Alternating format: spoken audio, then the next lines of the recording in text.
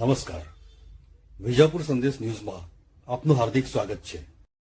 આરોગ્ય અને પરિવાર કલ્યાણ વિભાગ ગુજરાત સરકાર દ્વારા 23 જૂન 2024 રવિવારે 0 થી 5 વર્ષની ઉંમરના બાળકોને પોલિયો વિરોધી રસીના 2 ટીપા પીવડાવવા માટે આયોજન કરેલ.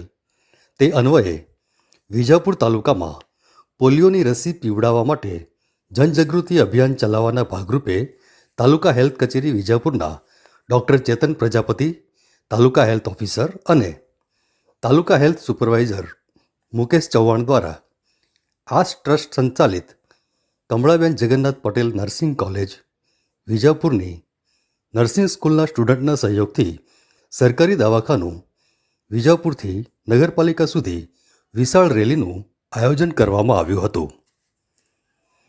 આ રેલીમાં પોલિયોની રસી પીવડાવો, બાળકને અપંગ થતું બચાવો, દો બૂંદ જિંદગી કે લીએ જેવા સૂત્રોના બેનર્સ, પ્લેકાર્ડ પ્રદર્શિત કરવામાં આવ્યા હતા અને જનસમુદાયને પોલિયો બૂથ પર લઈ જઈ બાળકોને રસી પીવડાવવા માટે અનુરોધ કરવામાં આવ્યો હતો.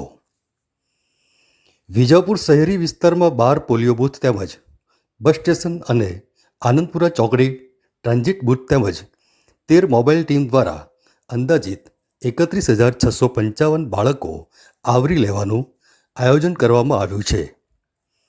અર્બન હેલ્થ કચેરી વિજાપુર અને જનરલ હોસ્પિટલ વિજાપુર સ્ટાફ આ રેલીમાં જોડાયો હતો.